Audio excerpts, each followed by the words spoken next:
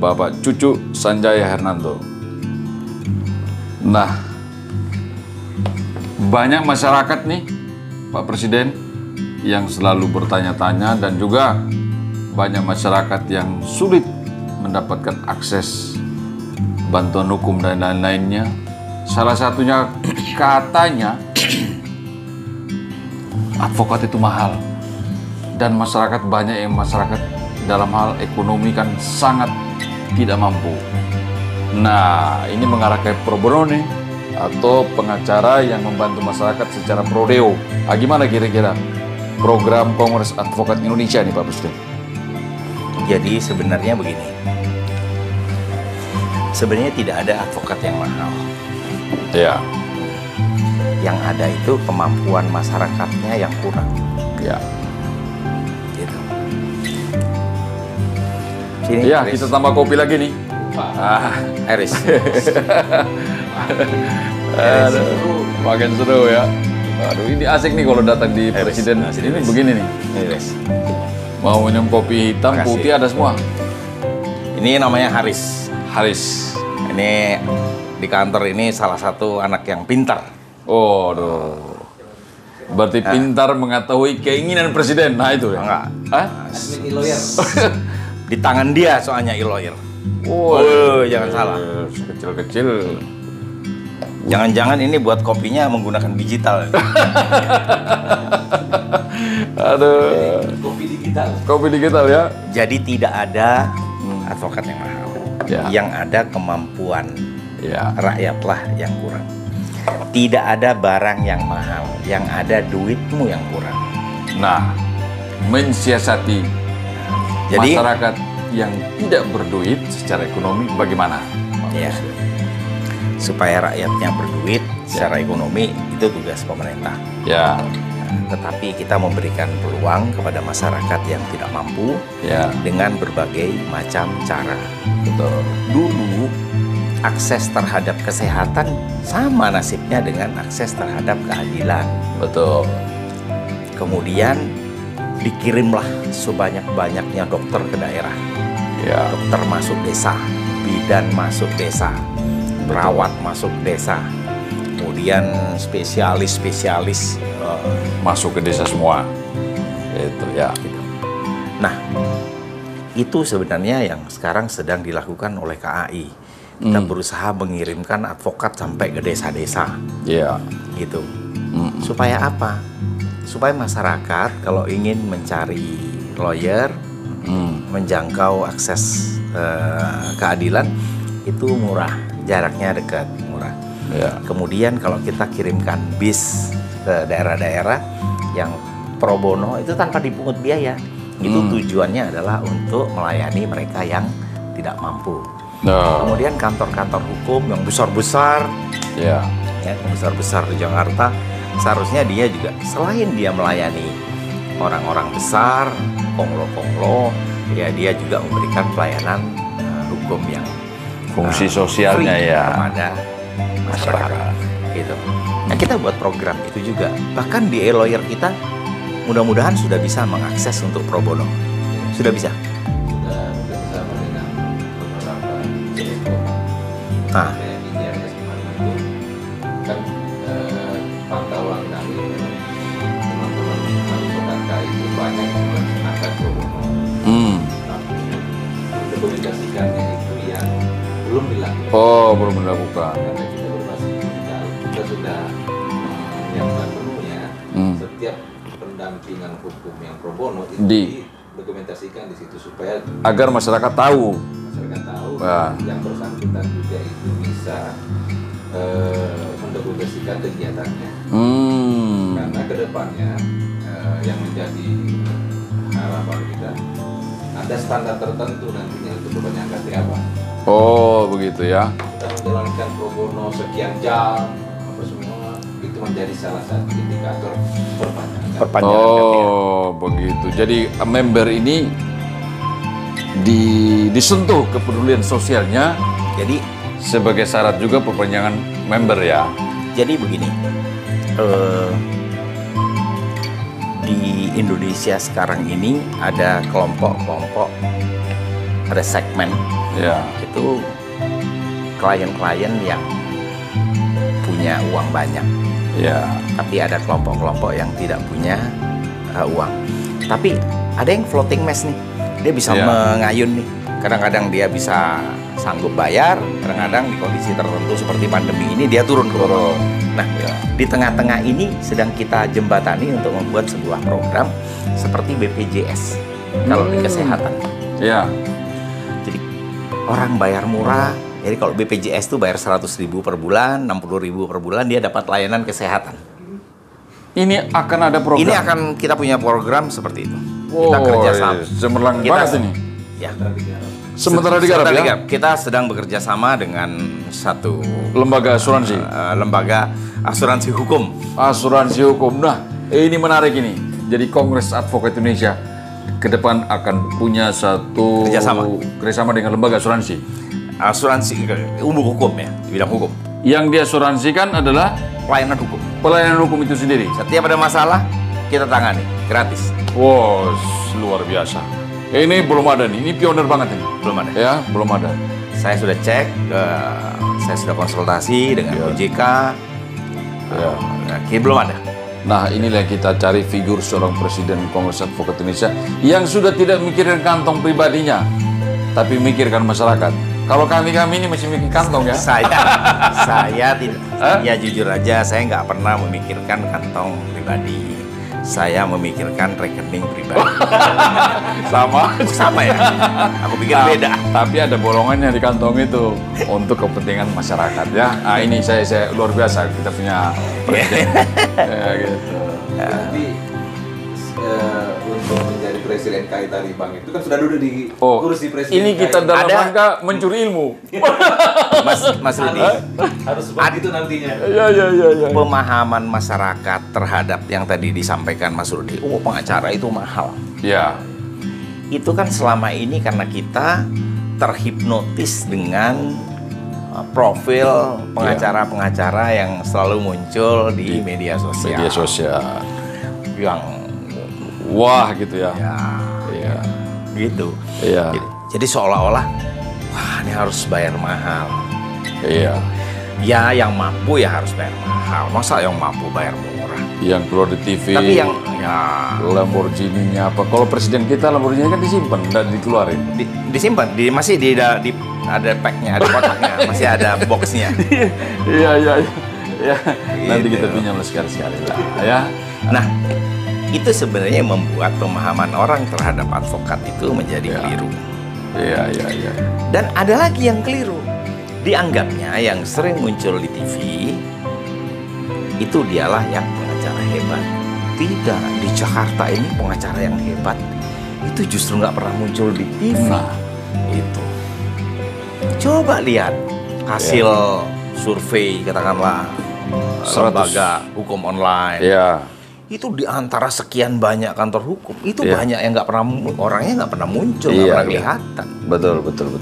Iya, mungkin kalau saya lagi duduk di satu kafe ketemu mereka, mungkin kita nggak bertegur sapa kalau nggak kenal karena kita nggak kenal. Ini saya seolah disindir Pak Presiden ini. Ada Ada yang- gua keluar di TV ini. Ada yang tersindir ya. Tapi begitu lagi kira. Itu, Iya, jadi, iya. Betul. jadi itu banyak yang besar. Saya memahami betul, Pak. Sahabat-sahabat saya yang justru nggak pernah muncul-muncul itu besar. Iya. Ya istilahnya kerja dalam diam. Kan begitu. Ya. Ya dengan segala disiplin ilmunya, keahliannya di bidang masing-masing. Tapi memang harus ada yang muncul. Iya. Nah, Mas Rudi tugasnya adalah yang muncul. Untuk Kita kan menyaingi- mengawal yang menyaingi kawan-kawan yang pakai jas warna-warni apa gitu. saya mau satu warna itu jas lah. Warna hitam.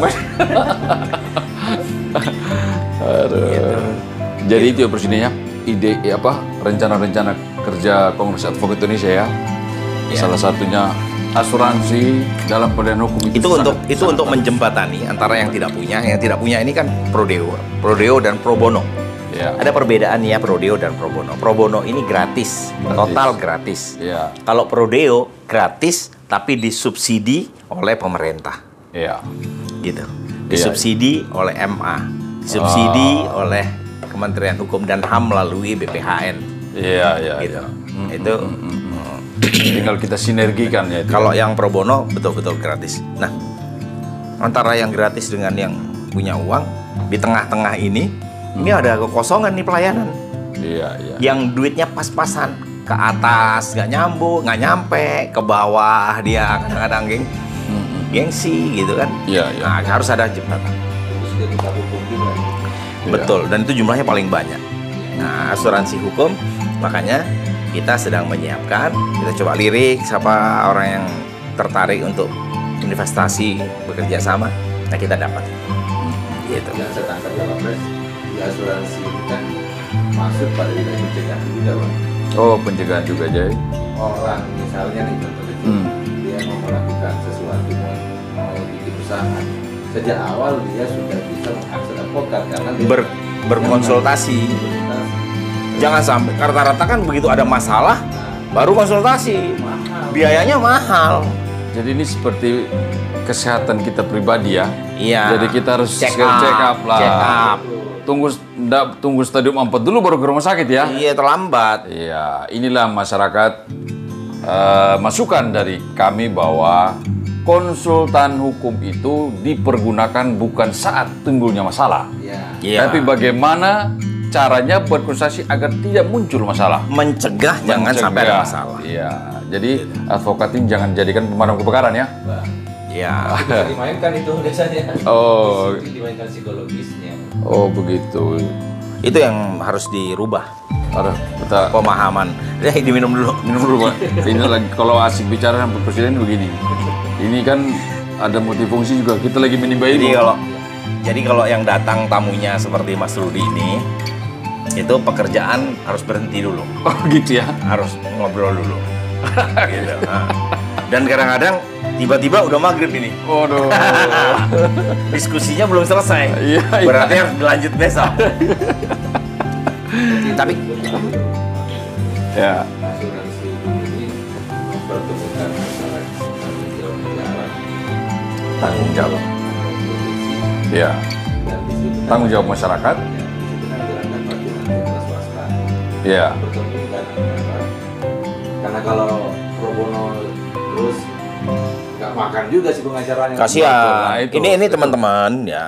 Kita mau melayani masyarakat secara pro bono, gratis. Tetapi advokatnya Tetap. juga harus makan dong. Tetapi teman-teman saya kan harus dipikirkan juga. Betul. Teman-teman saya sih tahan banting, tapi anak istrinya di rumah kan tidak tahan banting, Iya. kasihan. Tapi Jadi kalau dia istrinya harus makan. mungkin dibanting-banting juga Pak. Iya, sama pengacara. itu pertimbangan kita itu. Ya kita tetap Iya, harus. iya. Makanya di dalam program kita juga selalu mempersiapkan teman-teman juga untuk bekerja secara profesional. Betul. Itu bagaimana caranya cari rezeki, cari uang, cari Iya. klien, cari ini. Betul. Gitu. Jangan petentang-petenteng cuman pakai jas, pakai dasi, kerjaannya nggak ada. Gitu. Kliennya nggak punya, cuma jalan ke sana kemari pakai jas, pakai Iya. mobil bagus. Gitu.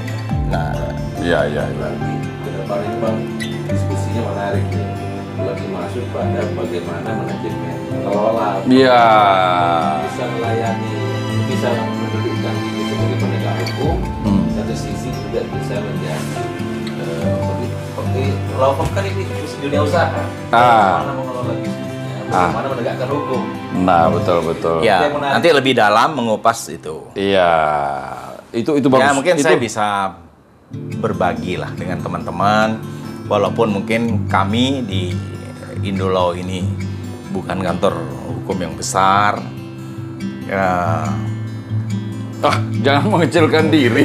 Kalau Indolaw ini udah internasional. Jadi enggak tapi kenapa? enggak. Saya ngomong begini karena saya sadar di atas saya masih di atas langit ada langit. Iya. Nah, gitu. Biasanya orang kan menimba kalau- air itu jadi dalam ka- sumur yang berair jadi kan. kalau saya- Nah, kalau saya datang di sini menimba ilmu pada Jadi kalau saya bicara sama Mas Ibrahim kadang-kadang duduk melihat ke bawah, duduk sambil begini. Saya bilang dari lantai penthouse, Iya. lantai 32 melihat ke bawah, itu semuanya terlihat kecil dan Iya. berada di bawah. Ya. Nah, tapi kamu jangan lupa, kamu harus selalu bersyukur agar kakimu tetap menapak di bumi. Iya. Ketika saya ngomong di kantor saya, ngomong seperti itu, karena saya sadar bahwa banyak yang lebih besar dari saya. Mas Rudi, saya belajar dari mereka juga mengelola kantor. Tapi saya rasa saya juga sudah bisa berbagi ilmu ini kepada teman-teman di Betul. daerah Iya. di seluruh Indonesia. Iya. Bagaimana mengelola kantor, kira-kira Iya, iya. begitu. Nah, itu betul. Jadi memang mengelola kantor, profesi advokat memang itu kan 1001, Pak Ketua. Jadi yang bisa survive itu memang kita harus menimba ilmu dari khususnya Pak Presiden. Jadi teman-teman banyak yang mencoba di Jakarta. Banyak di daerah itu yang punya kerinduan bisa di Jakarta.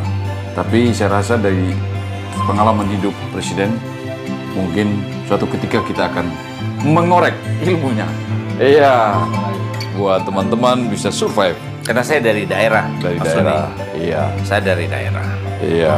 Jadi persis supaya teman-teman ketahui bahwa Presiden Kongres Advokat Indonesia seperti kata di penthouse, benar, kami ini di lantai 32 ini bisa melihat di bawah mobil sudah sekecil korek api nih. Ya.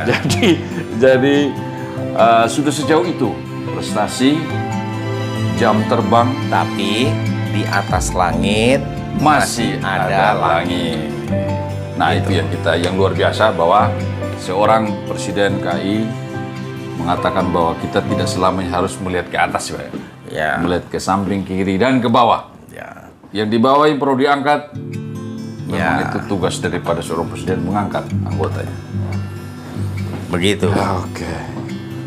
Dan banyak yang masih bisa kita diskusikan. Oke. Terutama itu supaya bisa berbagi dengan teman-teman. Gitu. Karena kalau pengalaman saya Pak Pres, itu ada Mas Ibrahim ini juga dari daerah. Ini dari Sulawesi Selatan. Ini berarti go public juga nih. Oh iya. Go public. ikut nebeng Pak. Hah? Iya. Sama-sama berjuang di Jakarta. Ya saya rasa kalau Mas Ibrahim Gimana tadi mau ngomong apa lanjut? Mengenai soal pengalaman advokat, saya juga mengalami misalnya ada jebakan-jebakan persepsi ya. advokat dengan hukum. Oke, dalam menjalankan tugas profesinya dia menegakkan hukum, Ya. tapi pengetahuan mengenai manajemen, Nah, keuangan, Marketing, marketing, IT. keterampilan bekerja, suatu permasalahan. tentu menjadi suatu permasalahan. Iya.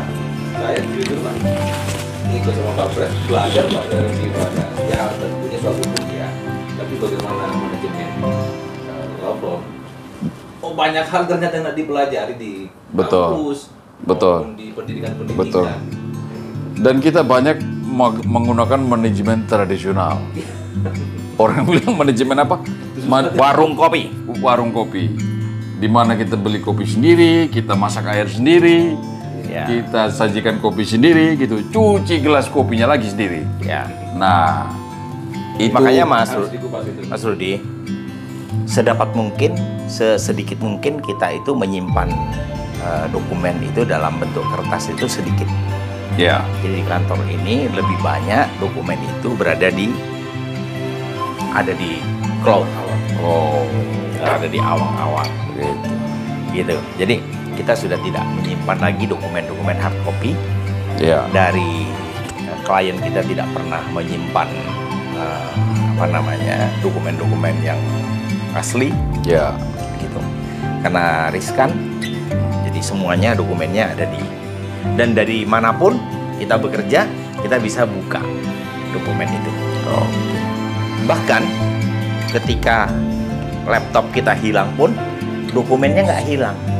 sudah Dokumennya sudah ada di Google Drive, ya, ada di OneDrive gitu, ya, ya. OneCloud gitu. Oke. Jadi kayak begitulah. Oke, sahabat hukum mereka. Demikianlah bincang-bincang kami dengan Presiden Kongres Advokat Indonesia. Semoga ini menjadi bermanfaat bagi kita selaku advokat masyarakat dan lain-lainnya. Oke, Sebelum ditutup, masih banyak yang kita harus bicara. sebelum ditutup, Ya. seberapa artis sudah yang ditangani sekarang? Waduh, ini tanya artis. Nah, tadi karena saya singgung, wah, gua ini kena ngajak ngobrol saya kebetulan ini lawyernya para artis. Oh, para artis ya. Yang sekarang menangani sengketa ojol kemarin yang ribut ya. Ya, Dan ternyata begitu ditangani sama Mas Rudi, nanya, kita udah kerja sama Pak dengan KAI. Wah, iya kan? Ternyata duluan sama kita. Dulu sama VP Henry, Vivian ya. bareng-bareng sama. Nanti kita akan bahas kupas tuntas tentang ojek online bersama Presiden Kongres Advokat Indonesia. Bagaimana hukum mengatur tentang ojek online dan hubungan hukum dengan para regulator? Bagaimana hubungan hukum antara ojek online dengan para pengguna? Bagaimana perlindungan hak mereka? Karena banyak kejadian-kejadian di lapangan. Oke, kita ketemu lagi di session berikutnya. Mantap. Like, subscribe, comment, and share.